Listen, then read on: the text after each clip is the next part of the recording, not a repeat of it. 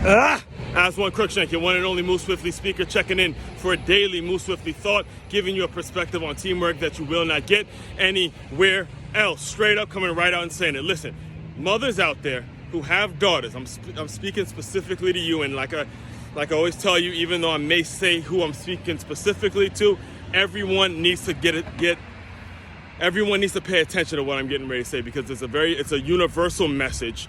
However, it's important that mothers who have daughters listen to what I'm telling you. But everyone, if don't fall in that category, still tune in, because it is a universal message that speaks on parenting, how we adult, how we handle and how we raise our children, which is the most important thing, the most important job in life, right? Just yesterday, myself and a co-worker of mine, her name is Miss Yanni, we are teachers at a learning center, if you didn't know, but we were speaking to our director. And apparently there was a complaint made about us about how she and I were very loud. It's two students that are no longer with the learning center anymore. And she claimed that the accusation was from the child's father. The accusation was that she and I scream at the kids, and we scream the F word at the kids all the time. We say, fuck this, like we scream obscenities and shout the F word at the kids all the time.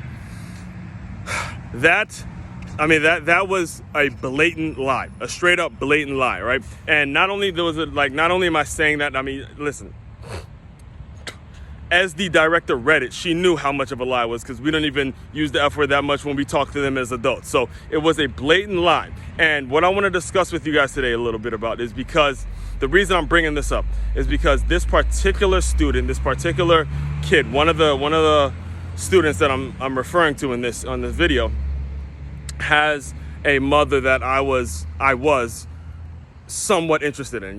She was physically attracted to me. I never actually had a conversation with her, but I was somewhat physically interested in her. And if the opportunity presented itself, I probably would have asked her out or something like that. And now I'm no longer going to do that, because I see the way her daughter reacts to situations. I see the blatant lie in which her daughter told and things like that, and it's incredibly frustrating. But anyway, and this isn't the first time that I've dealt with situations like this. I would keep you on this video for hours and hours and hours if I was to speak on all of the absolutely false accusations and all the bullshit that I've had to deal with since being with this learning center. But anyway, what I do want to say is I wanted to lay that all out to tell you this. You cannot be their friends. All right? Did I say it clear enough? You cannot be their friends. You can't be their friends. Adults, it is important that you be their parent, that you are there, because it has me thinking about, just to complain, it has me thinking about all the other women out there that do this dumb shit, and they get pregnant and they go around bashing the father, and they go around, saying things to the young kids, to the young girls that are really going to fuck up their mind and shit like that. And I'm telling you right now, you cannot be their friends, because the result of you being their friends is the same thing I just told you, right? The same thing I just told you. Imagine if, let's just play devil's advocate. Imagine if we had a different center director. She took that seriously, and she and myself and Miss Yanni end up getting fired over something that we didn't do, all because of a lie told by a 10-year-old girl. Now, my honest opinion, the reason that she would tell that lie is because there is another teacher there that has been there for some time, and every time she'd come into school or come into the learning center, she'd have her do all sorts of work, and she'd be basically do what she wants, and this is the result of it. These are the things that happen when you pretend to be, when you want to be a child's friend. So it's very important that you guys recognize this. In fact, what I'll do, because I am running short on time, I try to keep these videos under 5 minutes. What I will do is I'm going to do I do have an entire, if you're listening to this on the Move Swiftly podcast, go back and listen to the episode titled Be a Parent, Not a Friend. And what I will do on this very show is I'll do a part 2 of that episode, because I have a whole lot more material, and there's so many more things that I want to get into. I want to dive into it, take a really, really deep dive into it. All right. So if you're listening to this on the Move Swiftly podcast, be sure to hit the follow button. If you have not yet heard about the Move Swiftly podcast, be sure to find it, subscribe to it.